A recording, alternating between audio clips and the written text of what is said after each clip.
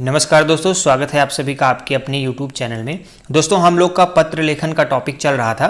इससे पहले हम लोगों ने पार्ट फर्स्ट में औपचारिक व अनौपचारिक पत्र के बारे में डिटेल में अध्ययन किया था तथा सेकेंड पार्ट में सरकारी पत्र या फिर शासनादेश की विशेषताएं व उसके प्रारूप के बारे में चर्चा की थी।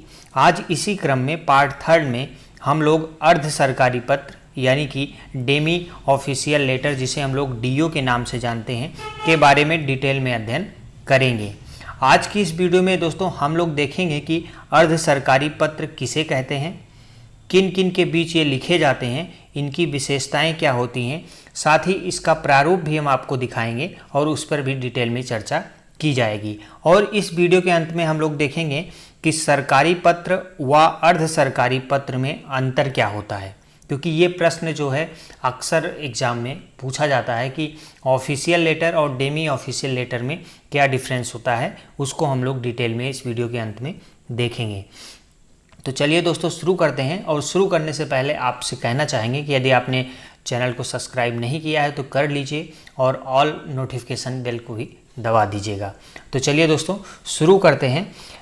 सबसे पहले हम आपको यहाँ पे दिखा दें दोस्तों कि यहाँ पे देखिए ये यूपी पीसीएस मेंस में पूछे गए प्रश्न हैं, जो कि लगातार इसमें आप देखेंगे तो ज़्यादातर प्रश्न क्या मिलेगा कि सरकारी व अर्ध सरकारी पत्रों का अंतर बताते हुए सरकारी पत्र का एक उदाहरण प्रस्तुत करिए। यही प्रश्न देखिए घुमा फिरा के आया है। कुछ ऐसे प्रश्न भी हैं जिनमें कोई एक निश्चित सब्जेक्ट दे दिया जाता है और उस सब्जेक्ट के अंतर्गत आपको सरकारी पत्र लिख के दिखाना रहता है।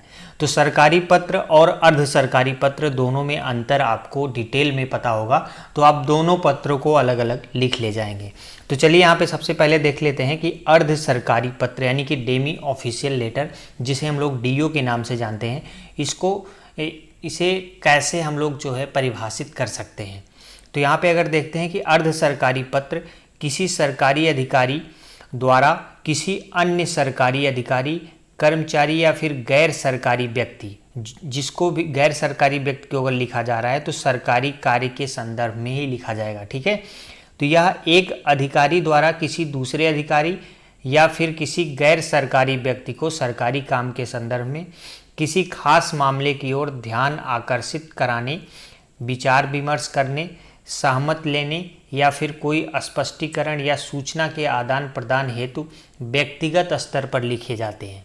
ठीक है दोस्तों, ये बात ये परिभाषा के रूप में है कि आप जो है इसको कैसे जान सकते हैं कि इसमें क्या है कि एक अधिकारी दूसरे अधिकारी को पत्र लिखता है, लेकिन जो है सरकारी कार्य के संदर्भ में ही लिखता है। ठीक है, और किसी खास मामले की ओर ध्यान आकर्षित करने, विचार विमर्श करने, सहमत करने या फिर कोई स्पष्टीकरण लेने, कोई सूचना का आदान प्रदान करने हेतु व्यक्तिगत स्तर पर लिखा जाता है। अब सरकारी कार्य के संदर्भ में होने के बावजूद पत्र का प्रारूप जो होता है व्यक्तिगत होता है। ठीक है, तथा अनौपचारिक होता है। एक प्रकार से तो हम लोग देखेंगे कि जो डेमी ऑफिशियल लेटर है ये औपचारिक पत्र की श्रेणी में आता है, लेकिन यहाँ पे इसका जो प्रारूप अगर हम लोग देखेंगे तो इसका प्रारूप व्यक्तिगत है और अनौपचारिक होता है। ठीक है, आगे चलकर हम लोग देखेंगे कि ऐसा क्यों है। तो यहाँ पे आगे हम लोग अगर देख लेते हैं तो इसका प्रयोजन क्या है, मतलब इसको जो है क्यों लिखा जाता है। यार वैसे तो ये परिभाषा में ही कंफर्म हो गया, लेकिन अगर देखा जाए तो यहाँ पे आगे हम लोग डिटेल में देखेंगे। तो प्रयोजन क्या होता है कि किसी मामले पर विशेष ध्यान देने के लिए, किसी मामले पर विशेष ध्यान दिलाना हो एक अधिकारी को दूसरे अधिकारी को, तब ये आपस में व्यक्तिगत रूप से लिखा जाता है। ठीक है, यहाँ क्या होगा कि व्यक्तिगत ध्यान देकर कार्य शीघ्र निपटान हेतु, कोई कार्य है जो विलंब हो रहा है जिसको, या कोई सूचना मांगी गई है जो अभी तक प्राप्त नहीं हुई है, तो उसको जो है एक रिमाइंडर के तौर पे, वैसे यहाँ पर रिमाइंडर नहीं कहेंगे, अर्ध सरकारी पत्र जो है किसी मामले को ध्यान देने के लिए जो है लिखा जाता है। ठीक है, आगे हम लोग देख लेते हैं कि किसके लिए लिखा जाता है। अगर ये पूछा जाए तो यहाँ पे देखेंगे कि राजपत्रित अधिकारी के बीच एवं गैर सरकारी संस्थाओं के अधिकारियों के लिए। ठीक है, मतलब दो आपस में अधिकारी ऑफिशियल लेवल के ही व्यक्ति जो है एक दूसरे को व्यक्तिगत रूप से किसी सरकारी कार्य की ओर ध्यान आकर्षित करने के लिए इस पत्र को लिखते हैं। ठीक है, आगे हम लोग देख लेते हैं। तो यहाँ पे देखेंगे कि किन मामलों में लिखा जाता है। ठीक है, अभी हम लोगों ने देखा था इसका प्रयोजन क्या था, ठीक है, किसी मामले पर ध्यान आकर्षित कराना। और किन के बीच लिखा जा रहा है, तो दो अधिकारियों के बीच लिखा जा रहा है। और किन मामलों में लिखा जाता है, इसको अगर हम लोग देखते हैं तो यहाँ पे देखेंगे सबसे पहले सामान्यतः समान स्तर के राजपत्रित अधिकारियों के बीच आपसी पत्र व्यवहार में विचारों या सूचनाओं के आदान प्रदान के लिए लिखा जाता है।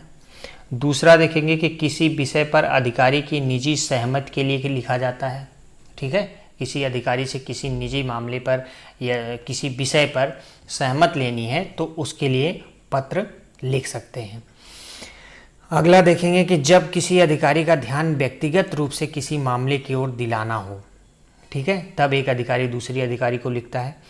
और फिर देखेंगे कि किसी अधिकारी के कार्यालय से कार्यवाही में अनावश्यक विलंब हो रहा है, कोई ऐसी कार्यवाही चल रही है जिसमें विलंब हो रहा है, तो एक अधिकारी दूसरे अधिकारी को लिख सकता है उसका ध्यान दिलाने के लिए। अगला है कि स्मरण पत्र भेजने पर भी उत्तर ना होने, ऐसे रिमाइंडर भेजा गया हो और जो है उसके बदले में उसको उत्तर ना मिला हो, तब भी इसको जो है ध्यान आकर्षित कराने के लिए वहाँ पे भेजा जा सकता है। तो इन मामलों में लिखा जाता है। आगे हम लोग देख लेंगे कि इसकी विशेषताएं क्या होती हैं। यदि आपने सेकेंड पार्ट का वीडियो देखा होगा जिसमें हमने आपको सरकारी पत्र के बारे में डिटेल में, ऑफिशियल लेटर के बारे में बताया था, जिसमें हमने एक शासनादेश का प्रारूप भी आपको दिखाया था, तो आप दोनों में अंतर जो है बहुत आसानी से समझ रहे होंगे। अगर आपने पिछला वीडियो नहीं देखा तो डिस्क्रिप्शन में लिंक मिल जाएगा, आप देख लीजिए, तब आपको बातें जो है अच्छी तरह से समझ में आएंगी। अब यहाँ पे इसकी अगर हम लोग विशेषताएं देख लेते हैं तो सबसे पहली विशेषता जो है कि इसे प्रायः समान स्तर के अधिकारियों के बीच ही लिखा जाता है, यानी ऐसे दो अधिकारी आपस में इस पत्राचार को करते हैं जिनका लेवल जो है समान होता है, ठीक है, ऐसे ज़्यादातर पत्र का यूज इसी स्तर पे किया जाता है। अगला देखेंगे कि इसमें अभिवादन यानी कि संबोधन का विशेष महत्व होता है तथा पत्र प्रिय से प्रारंभ होते हैं। जैसे आप लोग देखेंगे कि अनौपचारिक पत्र जैसे हम लोग लिखते हैं, अपने मित्र को लिखते हैं या किसी सगे संबंधी को लिखते हैं, उसी तरह से भी इसका प्रारूप होता है, ठीक है। लेकिन कुछ ऐसे संबोधन या कुछ ऐसे फॉर्मेट थोड़ा बहुत इसका निश्चित है, इसलिए इसको औपचारिक पत्र की श्रेणी में रखा गया है। बाकी ज़्यादातर इसका जो प्रारूप होता है वो अनौपचारिक की श्रेणी में ही आता है। तो यानी कि यहाँ पे जो है हम लोग सरकारी पत्र में देख रहे थे, वहाँ पे किसी तरह से जो है क्या कहते हैं, कोई प्रिय या कोई ऐसा शब्द नहीं यूज हो रहा था, मतलब कोई व्यक्तिगत संबोधन का यूज नहीं हो रहा था, लेकिन यहाँ इस अर्ध सरकारी पत्र में ऐसा होता है। आगे हम लोग देखेंगे कि अर्ध सरकारी पत्रों की भाषा व्यक्तिगत तथा मित्रवत होती है, ठीक है। भाषा की बात करें तो यहाँ पे क्या होती है, व्यक्तिगत भाषा होगी और मित्रवत होगी। अगला पॉइंट देखते हैं इसकी विशेषता में कि इसमें उत्तम पुरुष एक वचन का प्रयोग किया जाता है। हम लोगों ने सरकारी पत्र ऑफिशियल लेटर देखा था, उसमें अन्य पुरुष का प्रयोग हो रहा था। वहाँ पे हम लोग ऐसा देख रहे थे कि पत्र मुख्य भाग कैसे शुरू हो रहा था कि मुझे यह सूचित करने का निर्देश हुआ है कि, यानी कि अन्य पुरुष में लिखा जा रहा था। लेकिन यहाँ पे जो डेमी ऑफिशियल लेटर होगा वो उत्तम पुरुष यानी मैं या आप से जो है संबोधन करके शुरू होगा। तो यहाँ पे क्या होगा, उत्तम पुरुष में लिखा जाता है और एक वचन में लिखा जाता है, ठीक है। अभी जब आप आगे अंतर देखेंगे तो यही सारी बातें वहाँ पे भी आएंगी। आगे हम लोग देख लेते हैं कि यह सरकारी पत्र होते हुए भी इनका प्रारूप व्यक्तिगत तथा अनौपचारिक होता है, ठीक है। ये पॉइंट हमने आपको बताया कि सरकारी पत्र तो है, सरकारी पत्र की श्रेणी में रखा गया है, औपचारिक पत्र की श्रेणी में रखा गया है, लेकिन इसका प्रारूप व्यक्तिगत होता है तथा अनौपचारिक होता है, ठीक है। अर्ध सरकारी पत्र व्यक्तिगत पहचान के साथ लिखे जाते हैं, यानी कौन अधिकारी लिख रहा है, उसका नाम, उसका पता, उसका कार्यालय का फ़ोन नंबर, ईमेल वगैरह सारी चीज़ें लिखी रहती हैं। लेकिन सरकारी पत्र में ऐसा नहीं था, ठीक है। कोई व्यक्तिगत विवरण सरकारी ऑफिशियल लेटर में नहीं दिया जाता है, लेकिन यहाँ पे जो डेमी ऑफिशियल लेटर है इसमें व्यक्तिगत पहचान के साथ लिखे जाते हैं, ठीक है। उसका नाम भी लिखा जाएगा, उसका पद भी लिखा जाएगा, उसका टेलीफोन नंबर, उसका ईमेल आईडी सब कुछ लिखा जाता है। आगे हम लोग देखेंगे कि अर्ध सरकारी पत्र में सेवा में विषय संदर्भ आदि नहीं लिखा जाता है। यहाँ पे देखेंगे जैसे हम लोग कोई पत्र लिखते हैं, किसको लिख रहे हैं, उसके आगे हम लिखते हैं कि सेवा में, ठीक है। ये ऑफिशियल लेटर में होता है, लेकिन यहाँ पे अर्ध सरकारी पत्र में ऐसा कुछ नहीं लिखा जाएगा, ठीक है। ना तो विषय का वर्णन, सब्जेक्ट नहीं लिखा जाता इसमें, ना कोई संदर्भ लिखा जाता है, ठीक है। तो अर्ध सरकारी पत्र में सेवा में शब्द का प्रयोग नहीं होता है, कोई प्रकार का विषय नहीं लिखा जाता है, सीधे सीधे मुख्य बात लिखी जाती है, ठीक है। अगला पॉइंट हम लोग देख लेते हैं कि अर्ध सरकारी पत्र कभी कभी गोपनीय भी होते हैं, ठीक है। यानी कि अर्ध सरकारी पत्र जो होते हैं ये गोपनीय भी रखे जाते हैं। यदि गोपनीय रखे जाते हैं तो लिफाफे में बंद करके और लिफाफे के ऊपर ही लिखा जाता है गोपनीय, यानी जिस अधिकारी को ये भेजा जा रहा है वही अधिकारी उसको खोल सकता है, ठीक है। तो अर्ध सरकारी पत्र गोपनीय भी होते हैं, जबकि जो सरकारी पत्र था वो गोपनीय नहीं होता था, वो तो एक किसी आदेश या निर्देश या सूचना को जो है प्रकाशित किया जाता था, उसमें बताया जाता था, और वो जो है ओपन रहता था, गोपनीय नहीं होता था। तो ये इतना जो है इसकी विशेषताएं हो गई। आगे हम लोग इसके प्रारूप के बारे में देख लेते हैं। तो अगर हम यहाँ पे आपको प्रारूप बताते चलते हैं तो यहाँ पे आपको हम प्रारूप साथ साथ में दिखाते भी चलते हैं, तब आपको बातें जो है अच्छी तरह से समझ में आएंगी। सबसे पहले यहाँ पे अगर प्रारूप की बात करें तो देखते हैं कि अर्ध सरकारी पत्र का जो शीर्ष है वो सामान्यतः मुद्रित होता है, यानी कि इसको एक लेटर पैड के रूप में भी जो है पहले से मुद्रित करके या छपवा के रखा भी जाता है, ठीक है। तो यहाँ पे ये प्रारूप आप देख रहे हैं। तो यहाँ पे अगर हम बात करें सबसे ऊपर, तो इसमें अर्ध सरकारी पत्र संख्या सबसे ऊपर दाईं तरफ लिखी होती है, ठीक है। यहाँ पे देखेंगे कि अर्ध सरकारी पत्र संख्या, ये शॉर्ट फॉर्म में लिखा है। इसके आगे जो भी पत्र संख्या होगी वो यहाँ पे लिखी जाएगी सबसे ऊपर दाईं तरफ, ठीक। अगला पार्ट अगर हम देखते हैं तो पत्र संख्या के नीचे बाईं तरफ, यानी कि इसके नीचे बाईं तरफ जो है भेजने वाले अधिकारी का नाम, पदनाम, उसका फ़ोन नंबर, उसका ईमेल एड्रेस और उसका पूरा विभाग यहाँ पे लिखा जाता है दिनांक सहित, यानी कि इसी अधिकारी का ये विभाग लिखा जाता है। अगर कोई प्रतीक चिन्ह है तो प्रतीक चिन्ह भी उसका यहाँ पे लगाए। तो यहाँ पे क्या होता है कि सबसे पहले अर्ध सरकारी पत्र संख्या लिखी जाती है प्रारूप में ऊपर दाईं तरफ, उसके नीचे अधिकारी का नाम, उसका पद नाम, उसका दूरभाष संख्या यानी फ़ोन नंबर, ईमेल आईडी, और सामने उसका पूरा विभाग, जैसे भारत सरकार, वाणिज्य मंत्रालय, कार्यालय कहाँ पे है, नई दिल्ली, और दिनांक, ये सब चीज़ें लिखी जाती हैं, ठीक है। आगे हम लोग देख लेते हैं तीसरा पॉइंट कि इसके प्रारूप में क्या होता है।